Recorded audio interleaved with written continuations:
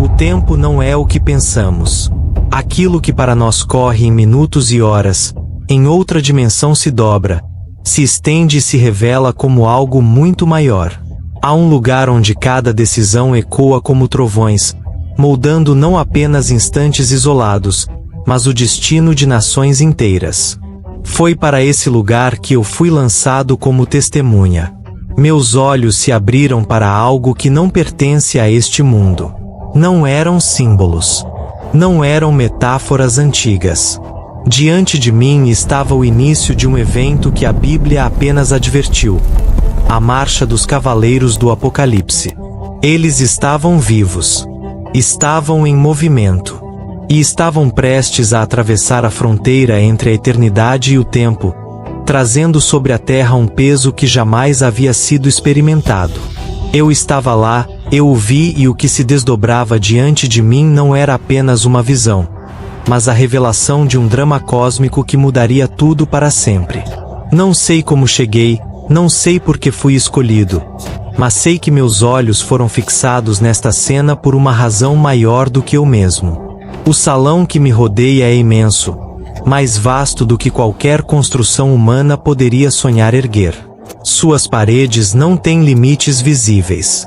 Seu teto parece se confundir com a eternidade. No centro há uma presença indescritível, irradiando autoridade absoluta. Não me atrevo a olhar diretamente, mas sinto o peso que emana desse trono. Cada respiração que dou está atravessada por sua força. Cada movimento que faço parece sincronizado com a decisão invisível que ali está sendo formada. Ao redor, criaturas indescritíveis se movem em adoração ininterrupta. São 4 seres viventes cujos rostos mudam diante de meus olhos, alternando entre formas familiares: leão, boi, homem, águia, e formas que minha mente não consegue processar sem estremecer. Eles não apenas cantam. Suas vozes não são melodias comuns, mas decretos, palavras que, ao ressoarem pelo salão, não descrevem realidades, mas as criam. Cada sílaba pronunciada materializa mundos. 24 tronos menores circundam o centro. Em cada um ancião se senta, vestido de branco imaculado, com coroas douradas que brilham com uma luz que não nasce do sol, do fogo ou das estrelas. É uma luz própria, uma luminosidade que reflete autoridade e pureza ao mesmo tempo. Eles seguram taças cheias de incenso e instrumentos prontos para soar, mas ainda não os tocam. Há uma tensão suspensa no ar, como se todo o universo esperasse o início de uma sinfonia que mudaria não apenas a história da Terra, mas a história da própria criação. E então eu o vejo. Nas mãos daquele que está no trono, repousa um rolo. 7 selos o mantêm fechado, cada um pulsando com uma energia única, como se cada selo fosse um coração batendo, guardando em silêncio sua própria tempestade. Não posso ler as palavras escritas, mas sei que nelas está definido o destino de toda a criação. Conquista, guerra, fome, morte. Cada passo da história futura bate ali, aguardando o instante exato de ser liberado. Mas há um problema. O silêncio se espalha pelo salão como um manto de peso insuportável. Uma pergunta é feita e nenhuma resposta vem. Quem é digno de abrir o livro? Quem pode romper os selos e liberar os juízos finais? Vejo um ser angelical se levantar, sua voz ressoando com uma força que atravessa céus e terras, estremecendo dimensões. Quem é digno de abrir o livro e desatar seus selos? Sua proclamação não se limita ao salão. Ressonam por todo o céu, pela terra, pelas regiões debaixo da terra.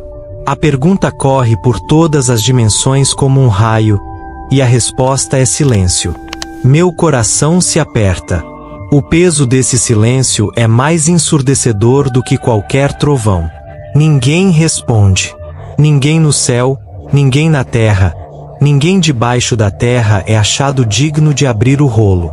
A conclusão é devastadora. Se ninguém pode abrir os selos, como se cumprirá a justiça? Como se realizarão os planos do trono? Como seguirá a história adiante?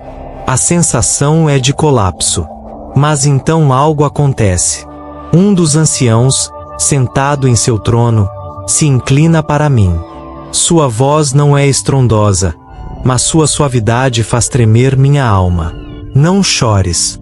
Eis o leão da tribo de Judá, a raiz de Davi. Ele venceu para abrir o livro e desatar seus 7 selos. Meus olhos se voltam, esperando encontrar um leão majestoso em toda sua realeza e fúria, mas o que vejo me desarma por dentro. Não é um leão, é um cordeiro. Um cordeiro marcado pela morte, com feridas visíveis como cicatrizes eternas, mas de pé, vivo, irradiando uma força que não pode ser explicada. 7 chifres e 7 olhos adornam sua figura. Não são símbolos confusos. Percebo imediatamente que representam plenitude, poder absoluto e sabedoria perfeita. Aquele que morreu é o mesmo que venceu. Sua morte não foi fraqueza, foi vitória. Agora caminha até o trono para receber o rolo. O momento em que o cordeiro estende a mão e toma o livro das mãos daquele que está sentado no trono. É o instante em que o universo inteiro explode em adoração. Os 4 seres viventes caem prostrados. Os 24 anciãos lançam suas coroas ao chão. Harpas ressoam, taças se levantam e um novo canto atravessa todas as dimensões. Digno és de tomar o livro e de abrir seus selos, porque foste morto e com teu sangue compraste para Deus homens de toda tribo, língua, povo e nação. Mas eu sei, a adoração é apenas um prelúdio. O cordeiro segura o livro com firmeza. Seus olhos brilham com determinação. Não há dúvida, não há vacilação. Ele conhece cada selo, cada consequência, cada dor e cada catástrofe que será liberada. Mas sua decisão é inabalável. Ele veio para isso. A atmosfera muda. A adoração continua, mas está tingida de solenidade. O que está prestes a acontecer não é apenas cumprimento de profecias antigas. É o início da justiça cósmica final. Cada selo será uma porta aberta, e de cada porta sairão forças contidas desde a fundação do mundo. Meus músculos se contraem involuntariamente. Sei que o que verei mudará tudo. A paciência divina chegou ao seu limite. A balança da justiça começa a se inclinar. O tempo da graça se esgota e o tempo do juízo começa. O cordeiro toca o primeiro selo. Posso sentir a energia pulsando como um coração prestes a explodir. Não é papel sendo rasgado. É a estrutura do mesmo universo se partindo. Uma fissura se abre entre dimensões e através dela vejo a Terra, ainda inconsciente do que está prestes a ser derramado sobre ela. Os 4 seres viventes se posicionam, cada um com uma palavra guardada. São palavras que não apenas descrevem, mas que convocam, obrigam, reorganizam a realidade. Minha respiração se torna entrecortada. O cordeiro rompe o primeiro selo. O som é como um trovão, não de nuvens, mas dos próprios fundamentos do cosmos. Um dos seres viventes respira fundo.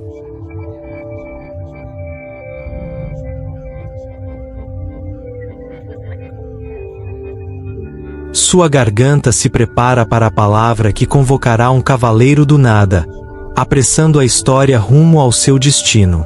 Abre a boca, e o som que sai não é voz comum, é trovão vivo. E eu vi. A primeira palavra que ressoou pelo salão não foi um sussurro. Foi uma convocação que rasgou o silêncio eterno como uma lâmina atravessando seda. Vem!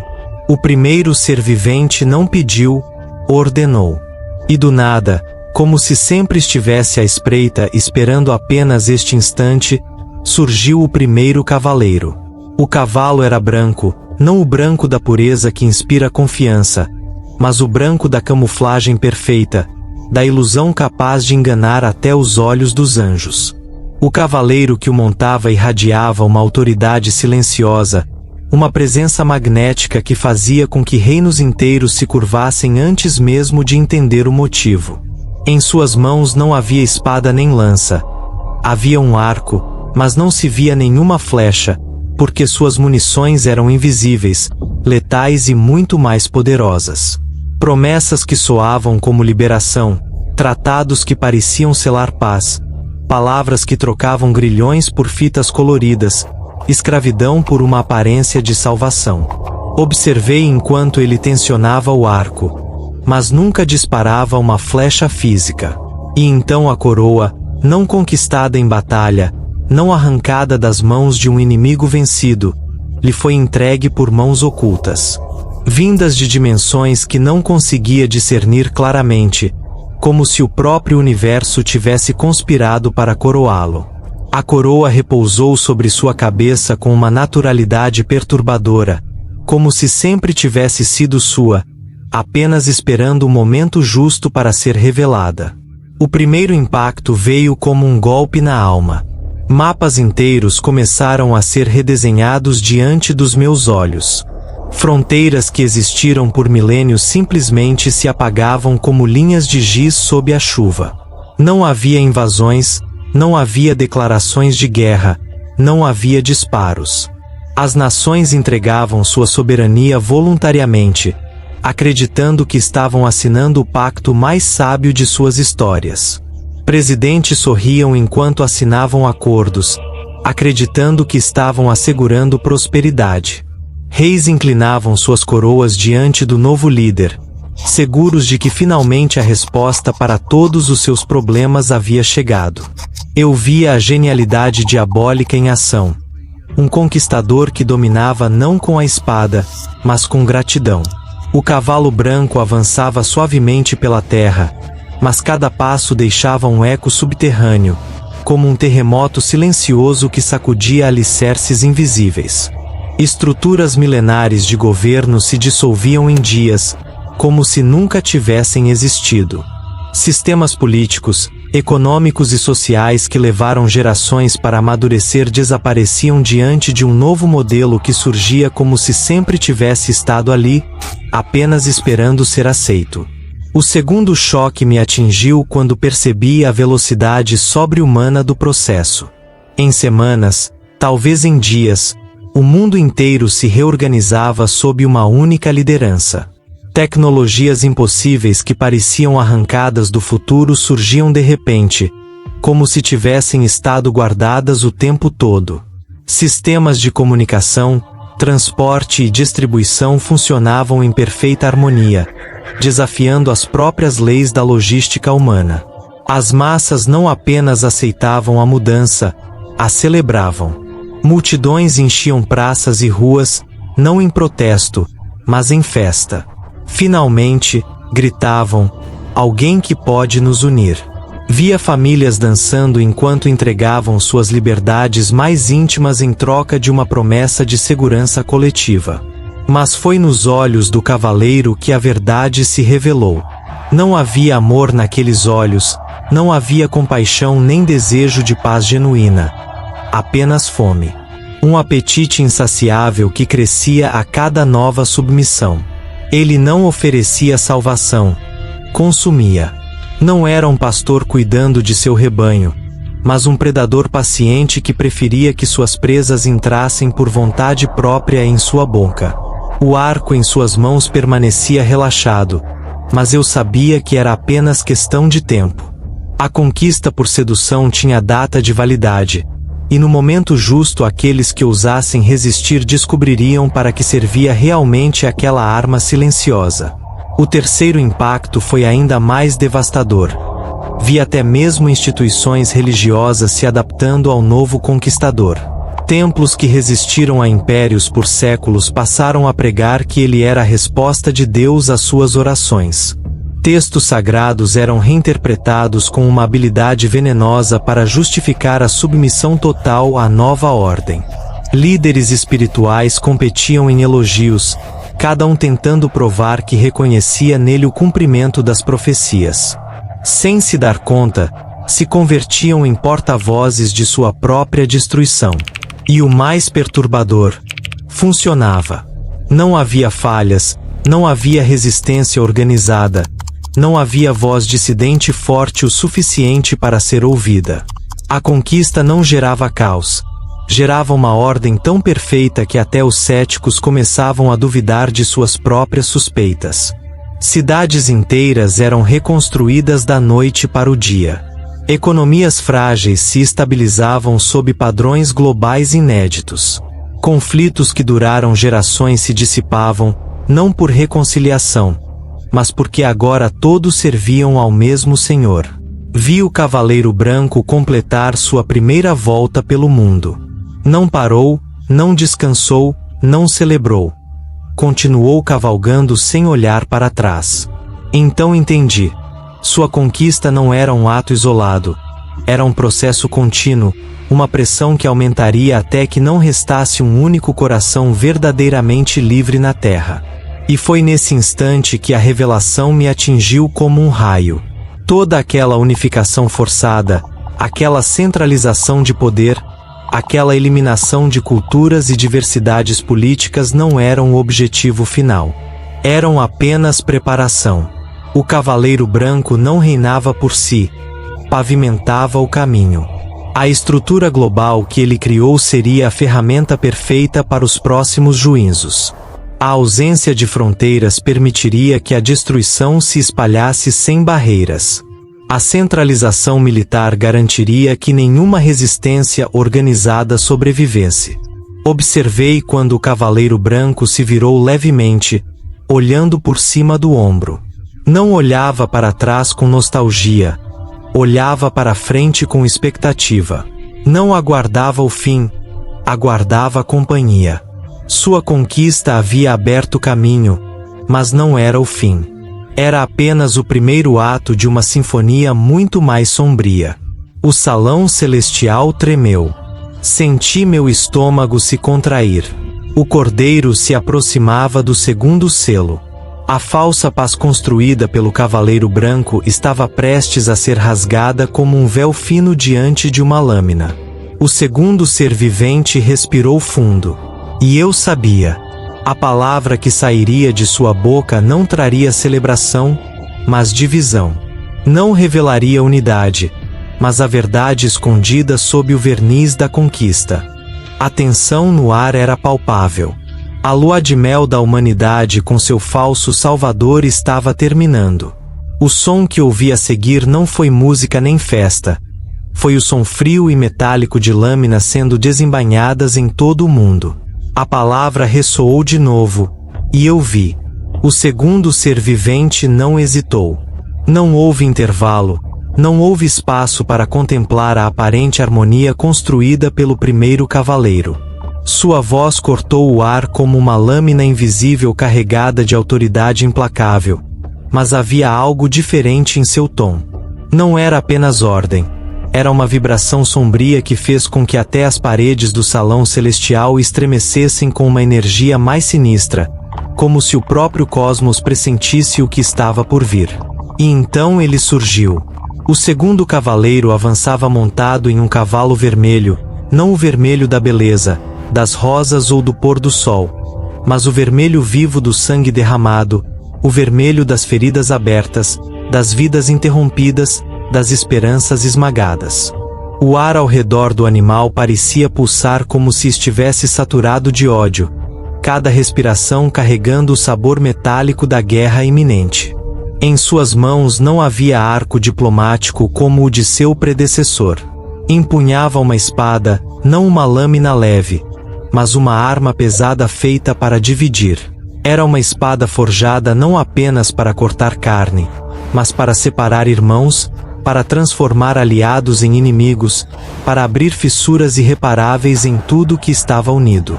E essa espada refletia uma luz que não existia em nenhuma estrela, como se estivesse alimentada pela essência pura do ódio.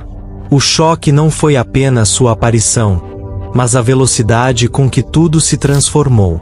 Em poucas horas, talvez minutos, a unidade perfeita construída pelo Cavaleiro Branco se fragmentou como vidro sob impacto. Ao segundo cavaleiro foi dado o poder de tirar a paz da terra, não devagar, não como algo que se desvanece lentamente, mas como um carrasco que arranca a vida com um só golpe certeiro. Ele não precisou forçar conflitos inexistentes. Ele apenas removeu o verniz frágil que escondia séculos de rancor. O primeiro pico de horror veio quando vi tratados celebrados com festa poucos dias antes, se desfazendo em pó. Alianças firmadas sob promessas de prosperidade se convertiam em declarações de guerra antes que a tinta sequer secasse. A unidade imposta pelo primeiro cavaleiro mostrou sua verdadeira natureza. Não era paz, mas ódio reprimido, pronto para explodir. Vizinhos que por gerações compartilharam cercas e celebrações se olharam como predadores famintos. Não houve provocações, não houve detonadores visíveis. Apenas de repente a capacidade humana de coexistir foi arrancada do mundo como o ar tirado de um pulmão. Observei famílias se destruindo à mesa. Irmãos que cresceram juntos agora se olhavam com desconfiança mortal. Esposos e esposas que juraram amor eterno passavam a calcular como eliminar o obstáculo sentado ao lado. A genialidade sinistra do Cavaleiro Vermelho não estava em criar novos ódios, mas em multiplicar ressentimentos antigos. Cada ofensa esquecida, mas não curada, ressurgia com força devastadora. Cada competição saudável se convertia em rivalidade mortal. Cada diferença de opinião se transformava em motivo de guerra total. E o mais perturbador: as pessoas não pareciam surpresas com sua própria transformação. Era como se sempre tivessem esperado por esse momento, como se a espada do cavaleiro não criasse monstros, mas apenas revelasse os monstros que sempre estiveram escondidos sob a máscara civilizada. Cidades que haviam festejado a unificação mundial agora se preparavam para devorar-se mutuamente. Exércitos dissolvidos sob a promessa de paz eterna foram reerguidos em tempo recorde. Não para proteger fronteiras, mas para atacar vizinhos, rivais, qualquer um que simplesmente fosse diferente. O segundo pico de terror surgiu quando percebi que o conflito não se espalhava como uma praga comum, não precisava de contato. Brotou simultaneamente em todos os lugares, como se cada coração humano fosse uma bomba programada para explodir no mesmo instante. Nações sem nenhum histórico de rivalidade declaravam guerra entre si por motivos que nem conseguiam explicar. Povos que conviveram pacificamente por séculos iniciavam extermínios mútuos com uma eficiência aterrorizante. E toda a tecnologia unificada sob o primeiro cavaleiro se tornou ferramenta de destruição. A rede global de comunicações se tornou propaganda de ódio. O transporte veloz se tornou veículo de invasão. A logística que antes distribuía alimento e medicamentos, agora distribuía armas e exércitos. A infraestrutura da paz foi convertida em infraestrutura da guerra. Eu via o Cavaleiro Vermelho cruzando batalhas, mas não como comandante de exércitos. Ele era um catalisador. Sua mera presença intensificava o ódio ao redor. Onde seu cavalo pisava, a misericórdia desaparecia, a compaixão se evaporava, o perdão se tornava impossível. E o mais chocante: já não havia distinção entre combatentes e civis, culpados ou inocentes, adultos ou crianças. A retirada da paz foi absoluta. A neutralidade deixou de existir. Até mesmo quem tentava se manter distante era forçado a escolher lados. Hospitais se transformaram em fortalezas. Escolas se converteram em quartéis, igrejas em arsenais. Tudo que representava cuidado, aprendizado e fé se tornou instrumento de destruição. A espada do cavaleiro raramente precisava ser usada. Sua simples existência era suficiente. Exalava uma energia que transformava cada ferramenta em arma, cada palavra em insulto, cada gesto em provocação. O mundo inteiro parecia submerso em um veneno invisível que fazia com que a paz não apenas fosse improvável, mas impossível. Governos caíam não por golpes organizados, mas por autodestruição. Parlamentares se agrediam em assembleias, ministros se sabotavam mutuamente. Exércitos se dividiam em facções que se odiavam mais entre si do que odiavam qualquer inimigo externo. O Cavaleiro Vermelho completou sua primeira volta pela Terra. Mas, ao contrário do Branco, ele não continuou. Parou, observou, sorriu com um deleite sombrio. Seu trabalho não precisava ser constante. Bastava um instante. Uma vez que a paz fosse arrancada, a própria humanidade se encarregaria de manter o fogo da guerra para sempre. E foi então que compreendi a sinistra sinergia. A unificação forçada pelo Cavaleiro Branco havia preparado o terreno perfeito para a destruição do Cavaleiro Vermelho. Armas concentradas, comunicações centralizadas, recursos mapeados. A conquista pacífica havia sido apenas o prelúdio. A guerra total era o resultado inevitável. Mas enquanto o caos consumia a terra, percebi algo ainda mais cruel se aproximando. As guerras consomem recursos. Tropas famintas não lutam para sempre. Populações inteiras, dilaceradas, precisariam escolher entre alimentar soldados ou alimentar filhos. E quando essa escolha se tornasse impossível, o verdadeiro terror se manifestaria. O salão celestial vibrou uma terceira vez. O ar mudou. Já não era a autoridade da conquista nem a fúria da guerra.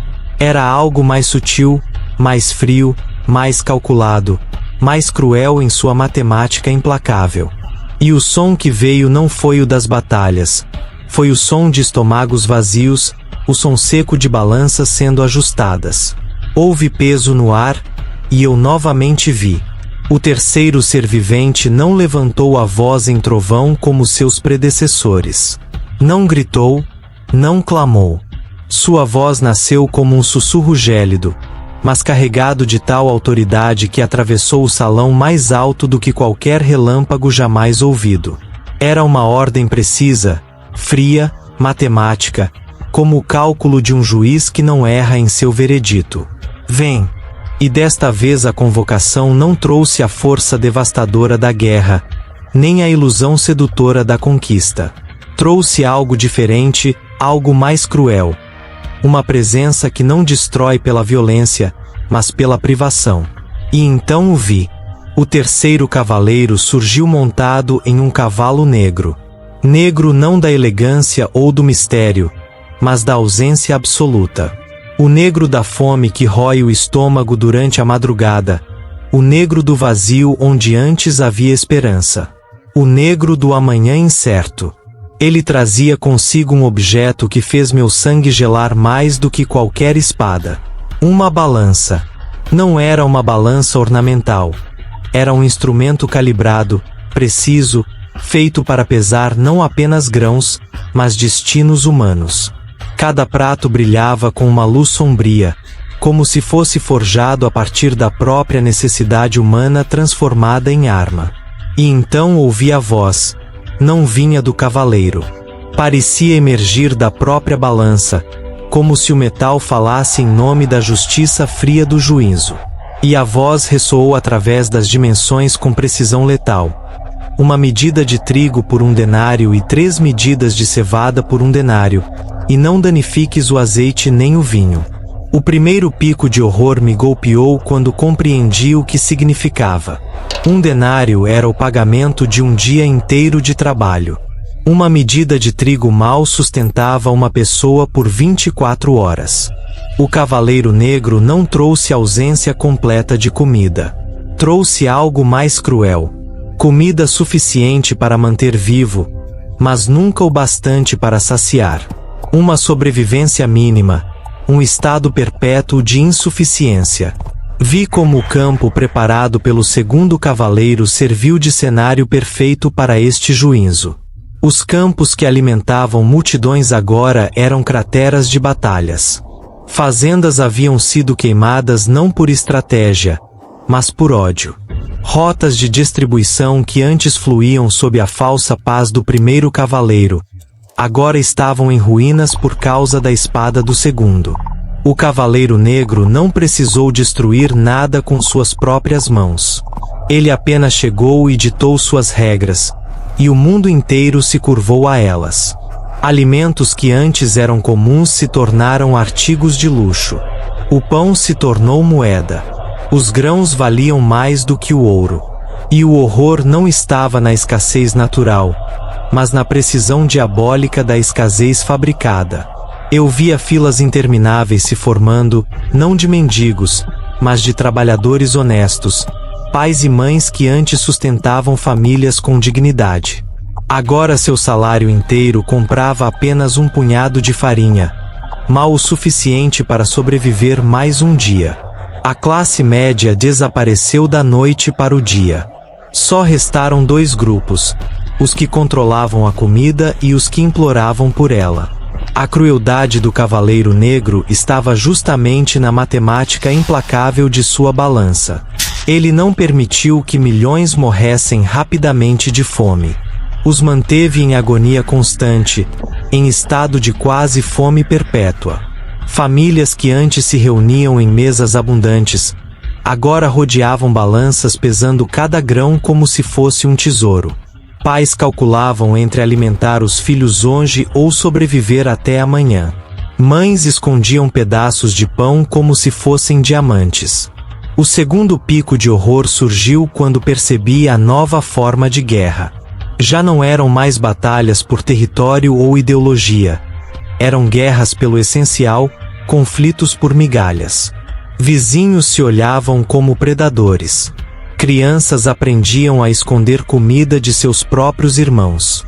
Anciãos eram deixados para morrer porque representavam desperdício de recursos. A fome medida não destruía apenas corpos. Destruía o tecido social, desintegrava a humanidade. E a balança continuava ditando sentenças. Quem podia pagar sobrevivia mais um dia. Quem não podia, se consumia lentamente. E o mais cruel, mesmo quem conseguia pagar jamais ficava satisfeito. Apenas adiava o próximo dia de tormento. Armazéns repletos de grãos eram custodiados sob armas, enquanto multidões famintas gemiam do lado de fora. A abundância existia, mas era artificialmente restringida. Não era escassez natural. Era escassez manufaturada, controlada, transformada em ferramenta de poder. Os mercados, antes cheios de vozes e vida, se tornaram arenas silenciosas. Cada transação era um juízo. Comerciantes se transformaram em senhores de vida e morte. O poder deixou de estar nas armas e passou a estar no pão. Quem controlava o pão, controlava o mundo. E a voz da balança não cessava. Repetia seus decretos com cadência hipnótica, como um relógio macabro marcando a contagem regressiva da humanidade. Trigo por 1 denário, cevada por 1 denário. Cada frase era sentença, cada repetição um veredito. Mas a exceção cruel permanecia. Não danifiques o azeite nem o vinho. Enquanto multidões lutavam por pão, os luxos permaneciam intactos. Enquanto massas agonizavam de fome, pequenos grupos ainda festejavam em banquetes regados a vinho.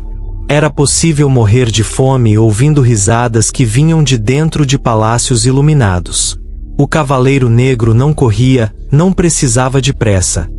Se movia devagar, metódico, estabelecendo seu sistema de controle em cada lugar por onde passava. Seu poder não estava na velocidade, mas na inevitabilidade. Uma vez que suas regras eram ditadas, não havia negociação, não havia misericórdia, não havia exceções. Vi governos tentando intervir. Criaram subsídios, programas de distribuição, mas seus cofres se esvaziavam em dias. A matemática da balança era mais forte do que qualquer economia. Países inteiros colapsavam diante da lógica fria de preços que nunca baixavam. E assim a fome medida criou sua hierarquia cruel. No topo, os que controlavam os estoques. No meio, os que ainda conseguiam pagar. Na base, A imensa maioria que acordava sem saber se haveria comida suficiente para chegar à noite. O que mais me perturbava era a eficiência. Não havia desperdício, não havia falha. Era o sofrimento humano transformado em sistema perfeito, cada grão registrado, cada porção calculada, cada vida reduzida a números. E então compreendi a progressão sombria.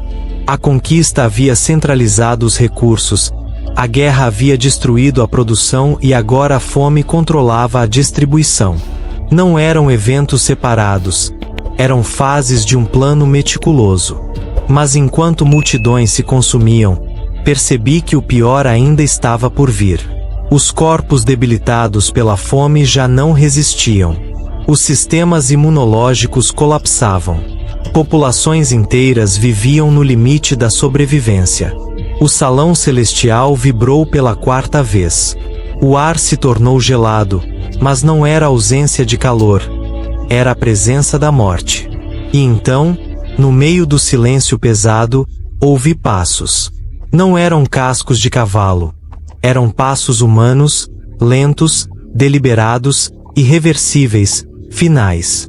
O salão ficou mais frio. O quarto ser vivente não precisou gritar.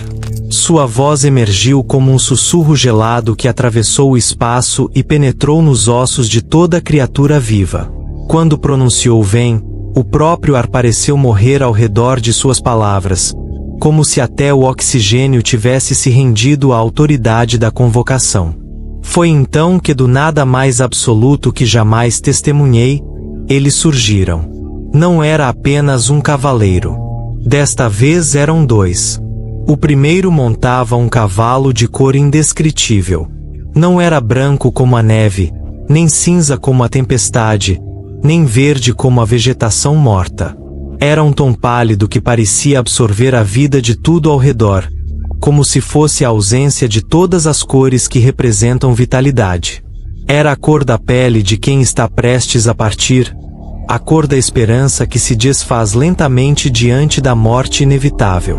E sobre esse cavalo pálido estava montado alguém cujo nome fez meu sangue congelar quando foi revelado. Não era um título, não era uma metáfora, não era apenas uma função. Era um nome próprio, uma identidade que existia desde antes da primeira respiração humana: morte. Mas o que me gelou ainda mais foi perceber que ela não estava sozinha. Logo atrás, inseparável como uma sombra que nunca abandona seu dono, cavalgava outro. Hades, não apenas a morte física, mas o destino eterno daqueles que partem. Enquanto morte recolhia os corpos, Hades recolhia as almas. O primeiro pico de terror absoluto me golpeou quando compreendi o alcance da autoridade que lhes foi concedida. Deu-se-lhes poder sobre a quarta parte da terra. 1/4. 25% de toda a humanidade. Não era uma metáfora, não eram números abstratos. Eram bilhões de vidas cujo destino foi selado no instante em que aqueles dois cavaleiros pisaram na terra. Eles começaram sua marcha. Morte não se apressava como os cavaleiros anteriores. Não precisava correr porque sua força não dependia de velocidade, mas de inevitabilidade. Cada passo de seu cavalo pálido ressoava como uma contagem regressiva universal, marcando o fim de destinos, famílias, gerações. O que mais me perturbava era a diversidade de métodos que ela empregava. Para matar com espada, e com fome, e com peste, e com as feras da terra. Não havia uma única forma de morrer. Eram todas as formas possíveis, liberadas simultaneamente sobre a humanidade. A espada de morte não era como a do Cavaleiro Vermelho. Aquela incitava conflitos e tirava a paz. Esta cortava de maneira definitiva. Não havia feridos, apenas cadáveres. Tropas inteiras que sobreviveram à guerra anterior caíam de uma vez, não por feridas, mas por exaustão súbita, como se seus corpos simplesmente decidissem terminar a jornada. A fome que morte trazia não era a mesma fome calculada e controlada do Cavaleiro Negro. Aquela manipulava preços. Esta era biológica, irreversível. Corpos já debilitados pela escassez agora perdiam até mesmo a capacidade de processar alimento. Mesmo diante de comida, se consumiam como se os estômagos tivessem esquecido como nutrir. E então veio a peste, não uma doença específica, mas todas as doenças erradicadas há séculos ressurgindo com fúria multiplicada. Epidemias esquecidas voltavam como monstros despertados, e junto a elas novas enfermidades brotavam do nada, como se o próprio ar se tivesse convertido em um veneno invisível. O segundo pico de horror foi revelado através das feras da terra. Animais que nunca haviam atacado humanos se tornaram predadores. Cães domésticos se lançavam contra seus donos com fúria cega. Pássaros desciam em bandos como exércitos aéreos coordenados. Até insetos se agrupavam em enxames mortais, suas picadas carregando venenos que espalhavam agonia.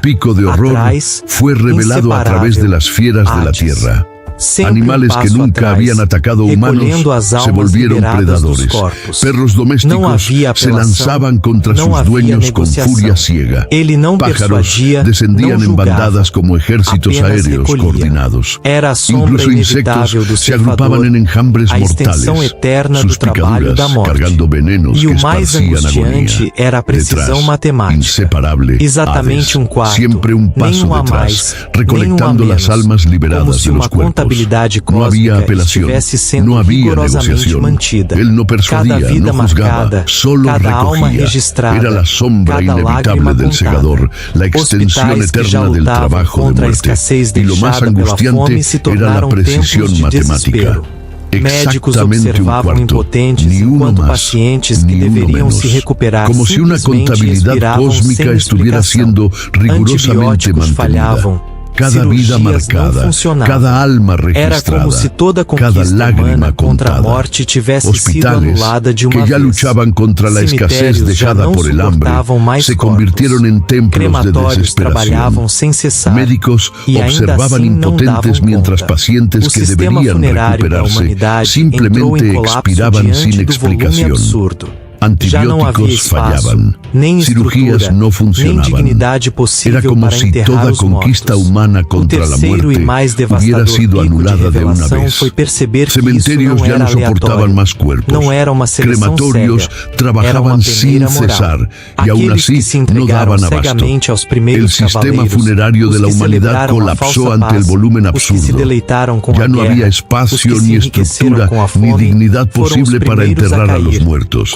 El tercer y más devastador pico de revelación fue percibir que esto no era aleatorio, no era una selección ciega, era un tamiz moral. Aquellos que se entregaron ciegamente a los primeros jinetes, los que celebraron la falsa paz, los que se deleitaron con la guerra, los que se enriquecieron con el hambre, fueron los primeros en caer, como si cada uno hubiera escrito con sus elecciones la sentencia que ahora muerte solo ejecutaba. Familias eran divididas con precisión quirúrgica. Un cónyuge permanecía, el otro partía. Un hijo era llevado, los hermanos quedaban. Ningún patrón humano lo explicaba. Era una justicia invisible, operando en un nivel que escapaba al entendimiento mortal. Y lo que quedaba en los lugares por donde pasaban no eran ruinas de guerra o marcas de destrucción. Era ausencia. El vacío gritaba más fuerte que cualquier explosión. Ciudades enteras se convertían en monumentos silenciosos, casas intactas sin moradores, calles llenas de vehículos estacionados sin conductores, escuelas con pupitres alineados, pero sin alumnos, parques con columpios que se movían solo por el viento. Era como si una cuarta parte de la humanidad se hubiera evaporado, dejando solo el eco de lo que alguna vez fue vida. El caballo pálido continuaba su marcha suave, y su suavidad era más aterradora que cualquier brutalidad. Muerte no necesitaba levantar la voz, ni blandir la espada con violencia. Su simple presencia era suficiente para que la vida se inclinara y se rindiera. Detrás de él, Hades recogía incansable, meticuloso, con la frialdad de quien cumple una función desde los orígenes. Ningún lamento lo conmovía, ninguna súplica lo atrasaba, ninguna alma escapaba. Todas fluían hacia su destino como ríos corriendo hacia el mar. Cuando la dupla completó su primera vuelta por la tierra, un silencio sofocante cayó sobre todo. No era el silencio de la paz, era el silencio del luto global, un silencio que pesaba sobre cada sobreviviente como una sentencia suspendida. Se miraban a los ojos y comprendían. La humanidad había sido recordada de su fragilidad ante un poder mayor. Y fue entonces que una realización terrible me golpeó. La muerte de una cuarta parte de la humanidad no era el fin, era solo preparación. Los sobrevivientes no habían sido preservados por misericordia, sino porque aún tenían un papel que cumplir en lo que estaba por venir. El salón celestial permaneció en silencio absoluto, pero la atmósfera temblaba con expectativa. Los cuatro jinetes no eran piezas sueltas. No vinieron a cumplir juicios aislados, vinieron a componer juntos la más sombría y compleja sinfonía de la historia de la creación. Cuando todos avanzan, la tierra respira corto. Ya no eran jinetes aislados cumpliendo juicios separados. Eran cuatro instrumentos de una orquesta sombría, cada uno tocando su parte en una sinfonía perfectamente coordinada de destrucción calculada. Yo observaba desde el salón celestial y delante de mis ojos se posicionaban como piezas de un tablero cósmico, cada movimiento estudiado para amplificar el impacto de los otros. El jinete blanco jamás interrumpió su marcha. Mientras yo presenciaba el surgimiento de los demás, él seguía expandiendo su dominio con la persistencia de una marea que nunca retrocede. Sin embargo, percibí que su estrategia había cambiado. Ya no se presentaba solo como aquel que prometía paz. Ahora se ofrecía como el guardián contra el caos que los otros jinetes estaban esparciendo. Su conquista se había vuelto aún más peligrosa, no por la promesa de futuro, sino por la falsa seguridad frente al terror presente. Era una genialidad perversa. Cada territorio devastado por la espada del jinete rojo se transformaba en escenario perfecto para que el jinete blanco surgiera como salvador. Entréguenme el control total, decía su presencia silenciosa, y yo los protegeré de esta violencia. Ninguna nación percibía que batalha em poucas horas. Não eram exércitos estrangeiros que invadiam. Eram vizinhos, colegas, familiares que se voltavam uns contra os outros. A espada vermelha não cortava apenas carne.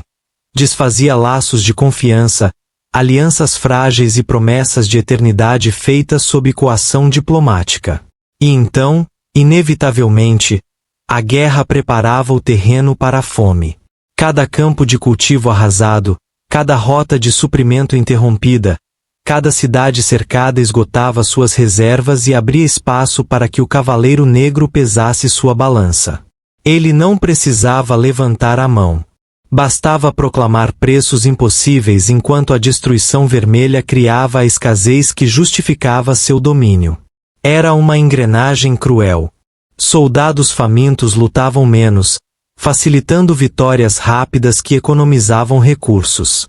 Povos desnutridos ofereciam pouca resistência, e ao se renderem, faziam com que a próxima conquista fosse ainda mais fácil. A fome deixava de ser apenas consequência da guerra. Era transformada em arma estratégica. O segundo choque de interseção revelou algo ainda mais diabólico. A fome era a preparação perfeita para o cavaleiro pálido.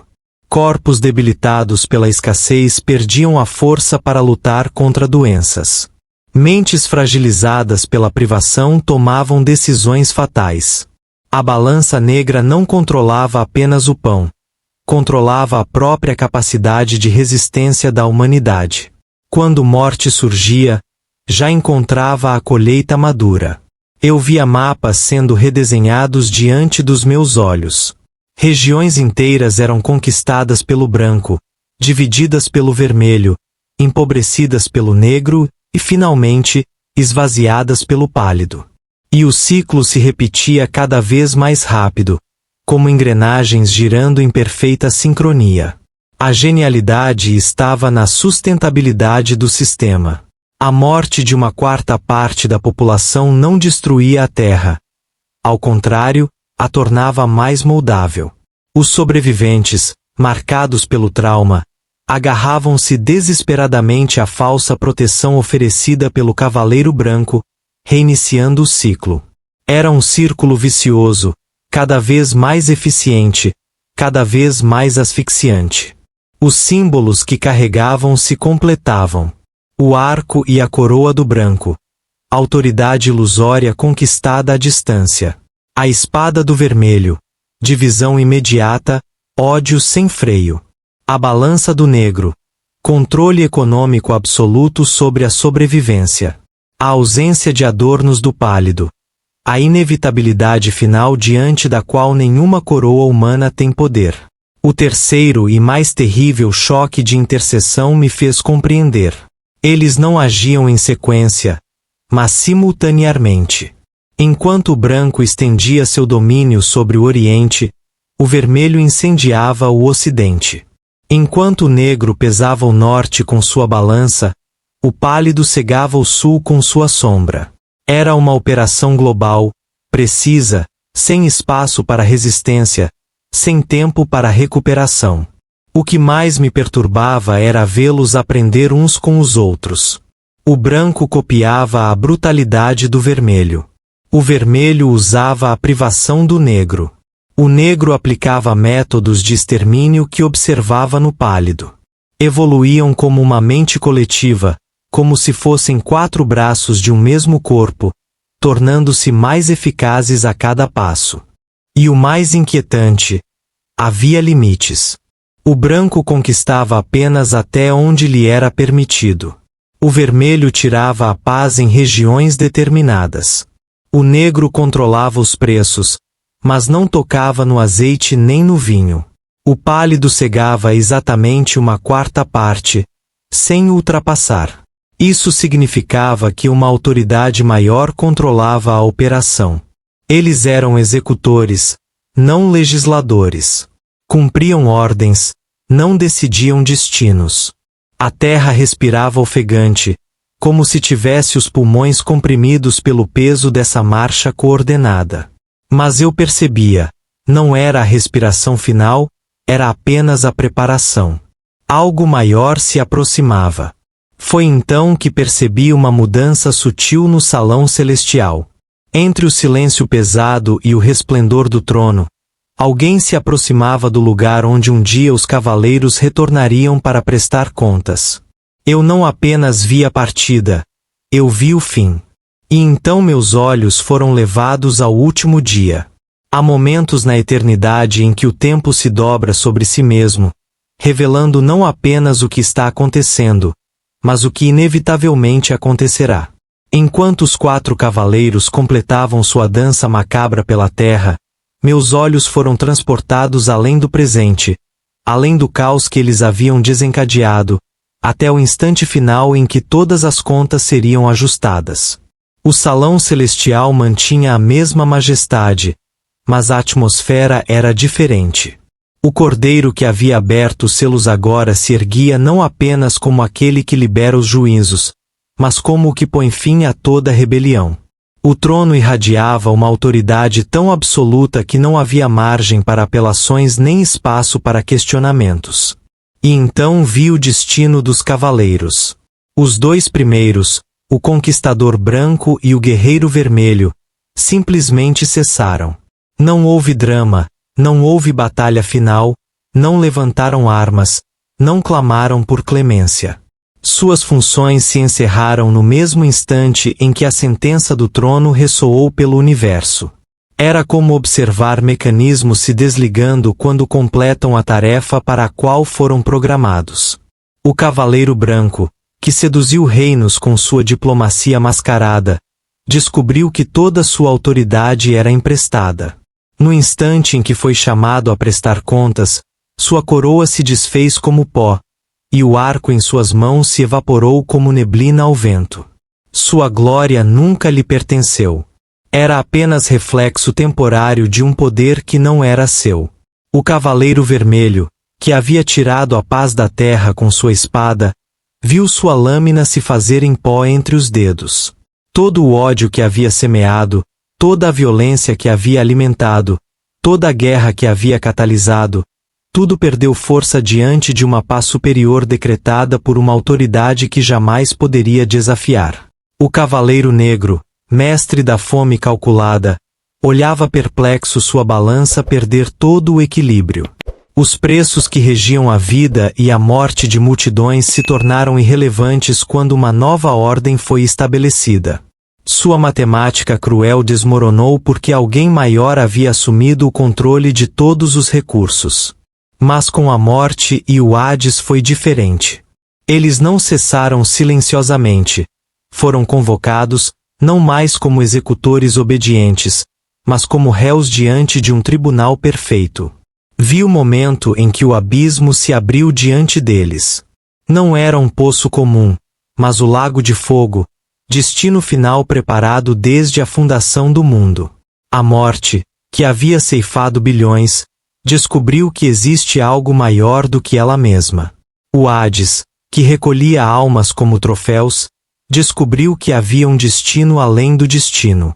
E a sentença foi proclamada, e a morte e o Hades foram lançados no lago de fogo. Essas palavras percorreram dimensões, e toda a criação suspirou aliviada. A última inimiga estava derrotada. O terror que acompanhava o homem desde Adão foi eliminado para sempre. Vi morte e Hades resistir. Tentaram argumentar, negociar, usar a autoridade que um dia ostentaram, mas o trono não negociou. Foram tragados pelo lago de fogo, não como guerreiros que caem em combate, mas como prisioneiros condenados sem possibilidade de retorno. A justiça foi aplicada com precisão. Morte, que separava famílias, foi separada para sempre. Hades, que roubava a esperança, teve sua própria esperança apagada eternamente. Mas ainda não era o fim para os que ficavam na terra. O silêncio que se seguiu não era o silêncio pesado do luto, nem o silêncio temeroso da opressão. Era um silêncio novo, um silêncio de paz real, de segurança definitiva, de alívio eterno. A criação inteira experimentava pela primeira vez a certeza de que aquelas ameaças jamais voltariam. Vi os sobreviventes na terra levantarem os rostos, e pela primeira vez em gerações não havia medo de um fim repentino. Crianças brincavam sem que os pais temessem por suas vidas. Anciãos repousavam sem terror do que os aguardava do outro lado. A remoção da morte e do Hades devolvia à humanidade algo perdido desde a queda: a possibilidade de existir sem medo do fim. E então percebi os dois cavaleiros que restavam, o conquistador e o guerreiro. Sem a sombra da morte para dar peso às suas ameaças, sem Hades para selar destinos, não passavam de espectros. Tornaram-se irrelevantes, sombras vazias de um poder que já não tinha sustento. Foi nesse instante que compreendi a genialidade do plano divino. Os cavaleiros nunca foram o inimigo final, eram sintomas. O verdadeiro inimigo sempre foi a possibilidade da morte eterna, a separação definitiva da fonte da vida. Quando esse poder foi derrotado, todo o sistema que sustentava os cavaleiros se desfez. O trono permaneceu inabalável enquanto tudo mudava, enquanto cavaleiros surgiam e desapareciam, enquanto a terra era sacudida em seus alicerces, a autoridade central nunca perdeu o controle.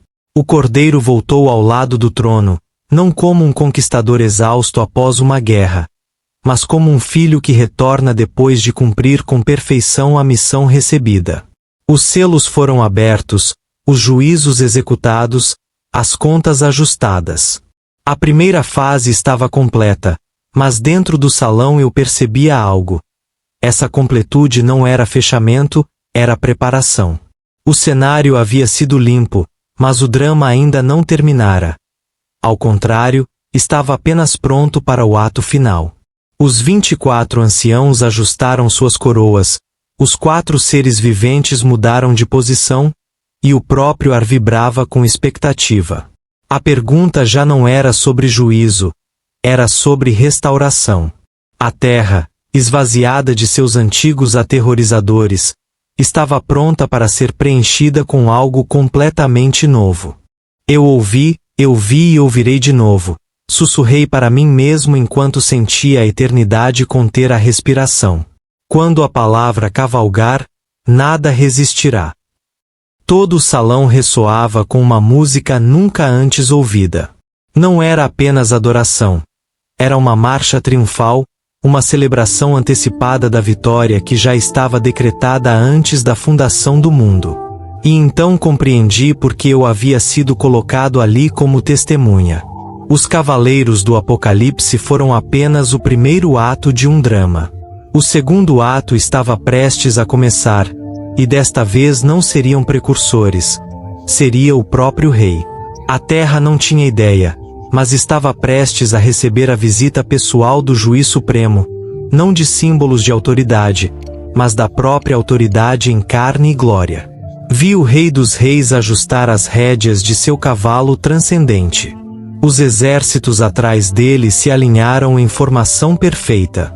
E no momento em que a porta do salão celestial se abriu com um som que fez tremer galáxias inteiras, eu soube. A Terra estava prestes a descobrir o que significa quando o próprio Deus decide ajustar as contas.